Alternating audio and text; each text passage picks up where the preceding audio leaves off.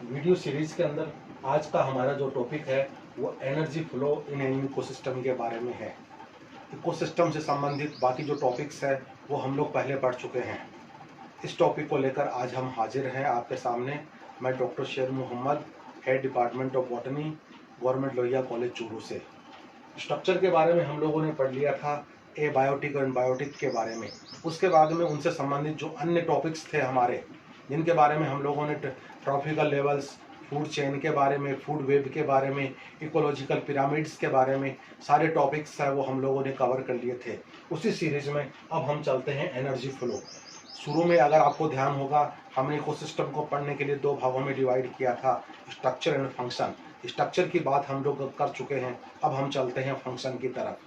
Function के अंदर पहला जो फंक्शन आएगा वो एनर्जी से संबंधित आएगा और दूसरा जो फंक्शन आएगा वो मिनरल से संबंधित आएगा।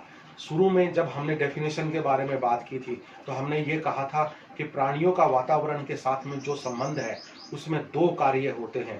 पहला कार्य ये था ऊर्जा का प्रवाह है जो वन वे चलता है। एक बार ऊर्जा को यूज करने के पश्चात हम दोबारा से उसको काम में नहीं ला सकते। और दूसरी बात हमने की थी मिनरल्स के बारे में। जमीन से पानी के थ्रू मिनरल्स प्लांट में आते हैं, फोटोसिंथेसिस होती है, भोजन का निर्माण होता है, हम सब लोग उसको यूज करते हैं और अल्टीमेट डेथ एंड डिके के द्वारा वो वापस ज़मीन में चले जाते हैं। और ज़मीन में जाने का मतलब ये होता है कि वो पौधे के लिए वापस से उपलब्ध हो जाते हैं, प्लांट उसको दोबारा से यूज कर सकता है। सिंपल सा मीनिंग ये हुआ कि उसकी एक साइकिल चलती है, एक चक्र चलता है, तभी हम उसको साइक्लिंग ऑफ मिनरल्स के नाम से जानते हैं। तो इकोसिस्टम के हमारे दो फंक्शन थे, energy flow and cycling of minerals के बारे में। तो पहला जो फंक्शन है वो एनर्जी फ्लो के बारे में हम आज आपसे बात करेंगे।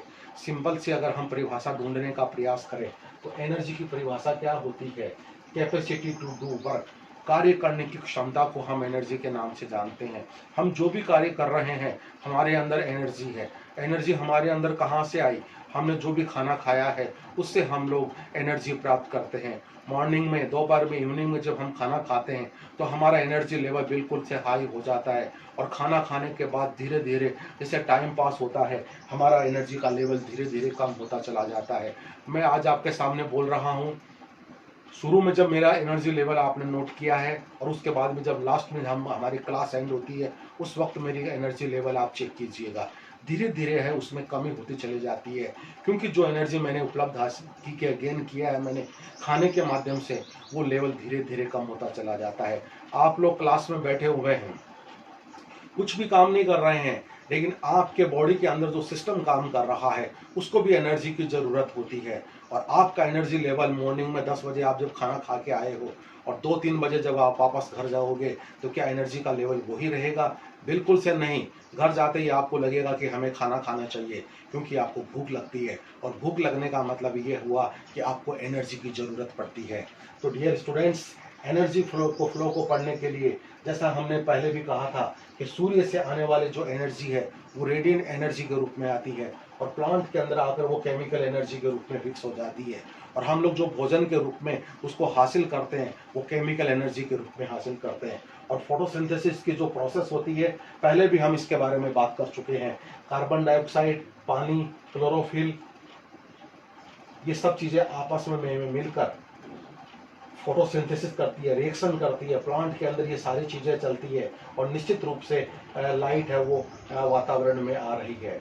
तो लाइट, क्लोरोफिल, पानी और कार्बन डाइऑक्साइड, ये चारों चीज़ें मिलकर कार्बोहाइड्रेट का निर्माण करती है और बाई प्रोडक्ट के रूप में ऑक्सीजन गैस निकलती है।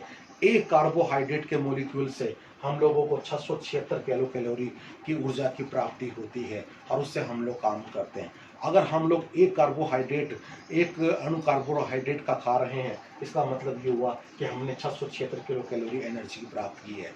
एनर्जी फ्लो को समझने के लिए दो नियम दिए गए हैं। पहला नियम जिसको हम बोलते हैं फर्स्ट लॉ ऑफ थर्मोडायनेमिक्स।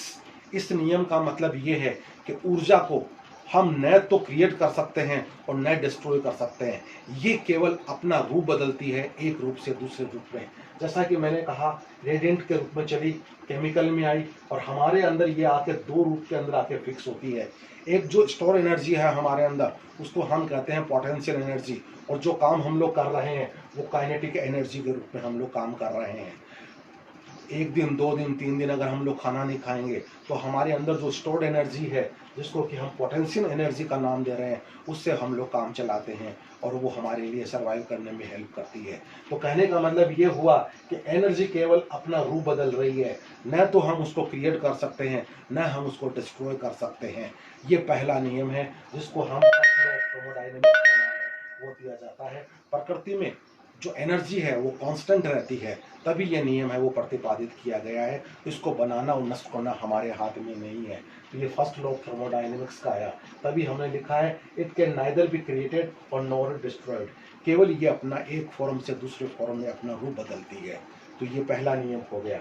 उसके बाद में हम दूसरे नियम की बात करते हैं, सेकेंड लॉ ऑफ थर्मोडायनेमिक्स। इसका मतलब ये होता है कि एक लेवल से जब एनर्जी दूसरे लेवल में जाती है तो 100% एनर्जी का ट्रांसफॉर्मेशन या ट्रांसफर है वो नहीं होता है।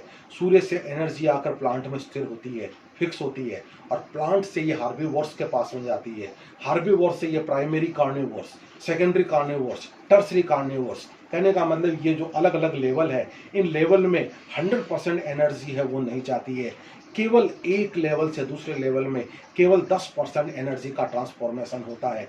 बाकी 90% एनर्जी उसको अपने आप में बनाने में, टिश्यूज बनाने में, प्लस उसके डिकम्पोजर्स में निकल जाती है। एक छोटा सा एग्जांपल लेकर हम लोग चलते हैं। अगर सूर्य से 10,000 किलो कैलोरी ऊर्जा चली है तो इकोसिस्टम में आती है ये 9,200, 800 किलो कैलोरी रास्ते में रिफ्लेक्ट हो जाती है, और हमारे फोटोसिंथेसिस में केवल 100 किलो कैलोरी ऊर्जा आकर फिक्स होती है, जो केवल 1% है जो सूर्य से चली है। तो इस 1% पर पूरी मानव जाति है वो डिपेंडेंट रहती है। पूरे प्राणी है और जो प्लांट्स भी शामिल है और एनिमल्स भी शामिल है, केवल 1% है वो इसके ऊपर डिपेंडेंट रहते हैं। और फोटोसिंथेसिस में 100% आई, 100% के बाद में जब प्राइमरी कंज्यूमर्स, जिसको कि हम हॉर्बीवोर्स के नाम से जानते हैं, केवल 10 किलो कैलोरी आती है। 10% है वो एक लेवल से दूसरे लेवल में जाती है। प्राइमरी कंज्यूमर से जब ये सेकेंडरी कंज्यूमर्स में आती है फिर उसका 10% आती है। सेकेंडरी से हम टर्सरी कंज्यूमर्स की तरफ जाते हैं तो उसका 10% आती है। कहने का मतलब ये हुआ कि 90% एनर्जी है वो रेस्पायरेशन के रूप में या डिकम्पोजर्स के रूप में निकल जाती है। तो 10% जो एक लेवल से दूसरे लेवल पर जाती है, इसी को हम रूल ऑफ इकोलॉजिकल टेंथ के नाम से जानते हैं, जिसको स्लोबोडिन नामक वैज्ञानिक ने 1968 में दिया था।